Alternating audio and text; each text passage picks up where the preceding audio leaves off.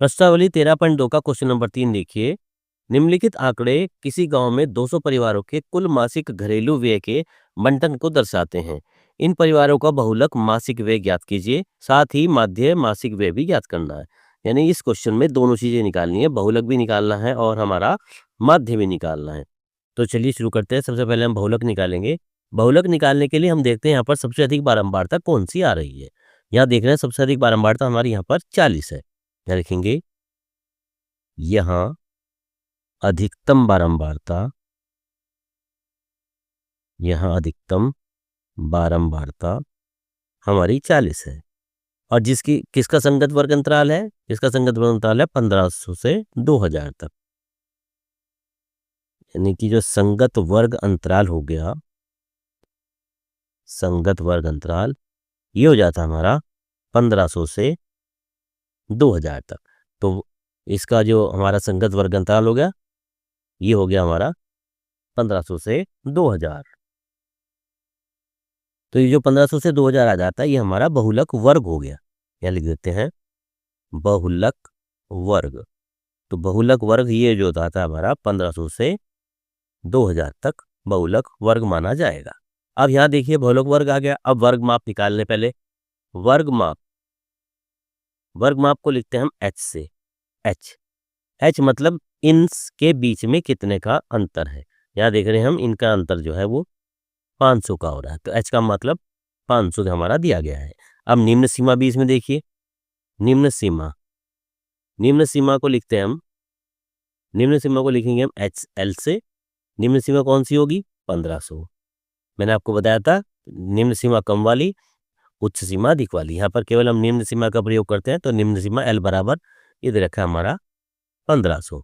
अब देखिए बहुलक वर्ग की बारंबारता जो हमारी सबसे ज्यादा दे रखी है, बहुलक वर्ग की बारंबारता। बहुलक वर्ग की बारंबारता को लिखते हैं हम F1 से।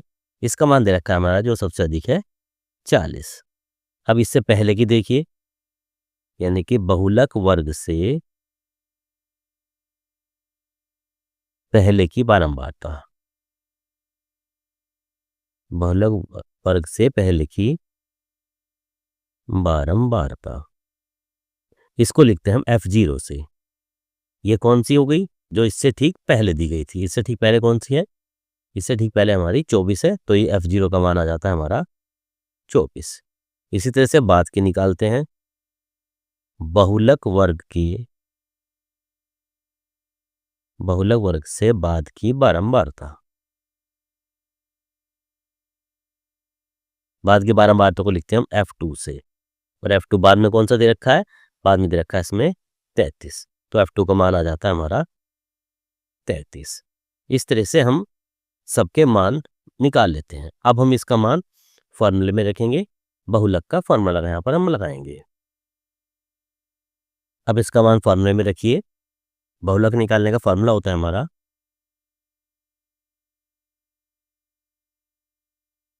बहुलक बराबर होता है हमारा L प्लस ब्रैकेट लगाते हैं F1 माइनस F0 बटे 2 into F1 minus F0 minus F2 और इंटू H।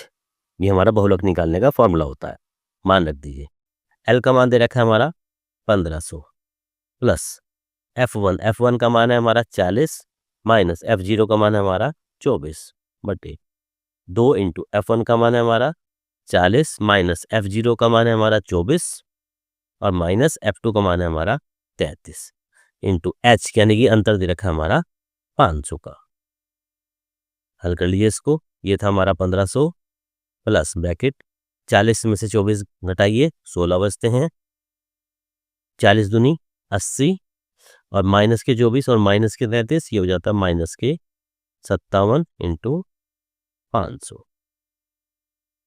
अब देखिए 1500 हमारा झुका तो प्लस 16 के जब हम 500 में गुणा करेंगे 16 5 80, यानी कि ये आ जाता है हमारा 8000 और अपॉन 80 में से जब हम 57 घटाते हैं ये बच जाता है हमारा 23। भाग कर लीजिए इसको। 15 से झुका तो प्लस 23 से जब हम 8000 को भाग करते हैं तो आ जाता हमारा 347.83 और 1500 में जब 347.83 जोड़ दीजिए तो आ जाएगा हमारा 1847.83। इस तरह से हमारा अभिष्ट मासिक प्रति परिवार व्यय हो गया 1847.83। इस तरह से हमारे यहाँ पर बहुलक निकल जाता है। अब बहुलक के साथ साथ क्वेश्चन में एक आ गया था इसका माध्य मासिक व्यय भी हमें ज्ञात करना है, यानी कि समांतर माध्य भी अभी हमें इसका निकालना है। तो चलिए अब हम इसका समांतर माध्य निकालते हैं। माध्य निकालने के लिए हमें सारणी बनानी पड़ेगी। तो पहले हमने व्यय लिख दिया जो क्वेश्चन में दे रखा था रुपयों में, परिवारों की संख्या, इसको हम FI से लिखते हैं। वर्ग चिन्ह यानी कि जो हमारा मध्यमान आएगा इसका, और तीसरी सारणी चौथी सारणी बन देगी FI XI, इन दोनों की गुणा होनी है यहाँ पर। तो चलिए मान रखते हैं व्यय दे रखा था हमारा, पहला व्यय दे रखा था हमारा 1000 से 1500, उसके बाद 1500 से 2000, उसके बाद 2000 से 2500, फिर 2500 से 3000, 3000 से 3500, उसके बाद 3500 से 4000, 4000 से 4500 और लास्ट में दे रखा था 4500 से 5000 तक। परिवारों की संख्या दे रखी थी, यहाँ थी हमारी 24, यहाँ थी 40, फिर 33, फिर 28, फिर यहाँ 30, 22, 16 और यहाँ दे रखी थी हमारी 7। वर्ग चिन्ह देखिए कौन सा आता है, 1000 और 1500 यानी कि दोनों के बीच की संख्या। 1000 1500 को जोड़ते हैं 2500 और 2500 को जब हम 2 से भाग करते हैं तो यह जाता है हमारा 1250। तो यहाँ जाता है 1250। वर्ग चिन्ह निकालने का मैंने आपको पहले भी तरीका बताया था, दोनों संख्याओं को जोड़िए और 2 से भाग कर दीजिए, हमारा वर्ग चिन्ह आ जाता है। यहाँ जाएगा हमारा 1750, यहाँ जाएगा 2250, यहाँ आएगा 2750, यहाँ आ गया 3250, यहाँ जाता है 3750, ये इधर आ जाएगा 4250 और यहाँ आएगा हमारा 4750। इस तरह से हमारा वर्ग चिन्ह आ जाता है। इसके बाद आता है FI XI, यानी इन दोनों की गुणा करनी होती है। देखिए जब हम 24 की 1250 में गुणा करेंगे तो आ जाता है हमारा 30,000। आप गुणा करके देखिए अपने आप आ जाएगा 30,000। 40 की गुणा 1750 में करेंगे तो ये आ जाता था हमारा 70,000। इसके बाद 33 की गुणा 2250 में करेंगे, यह आ जाता हमारा 74,250। 28 की गुणा 2750 में करेंगे तो यह जाता है हमारा 77,000। इसके बाद आता है हमारा 30 की गुणा जब हम 3250 में करेंगे तो आ जाएगा 97,500। इसी तरह से जब 22 की गुणा 3750 में करेंगे यह आ जाता है हमारा 82,500। 16 की गुणा जब हम 4250 में करेंगे तो यह आ जाता है हमारा 68,000। इस तरह से 7 की गुणा जब हम 4750 में करेंगे यह आ जाता है हमारा 33,250। इस तरह से हमारे ये मान आ जाते हैं दोनों की गुणा करने के बाद। इसके बाद इनका योग करते हैं। देखिए पहले करेंगे FI का योग यानी बारंबारता का सिग्मा FI। जब इस संख्याओं को जोड़े जाएंगे तो इसकी संख्या टोटल जोड़ के आ जाएगी हमारी 200। आप जोड़ के देखिएगा इसकी संख्या 200 आ जाती है। इसी तरह से यहाँ सिग्मा FI XI, जब इन संख्याओं को जोड़ा जाएगा, पूरी संख्याओं को जोड़ा जाएगा तो ये जाता है हमारा 5,32,500। इस तरह से यहाँ पर हमारी टोटल संख्याएं जाती हैं।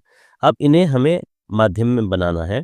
माध्य निकालने का तरीका क्या होता है, फॉर्मूला था आपका संख्याओं का योग बटे कुल संख्या, यानी sigma FI XI upon sigma FI। मान रख दीजिए सिग्मा FI का मान था 5,32,500 बटे सिग्मा FI का मान था 200।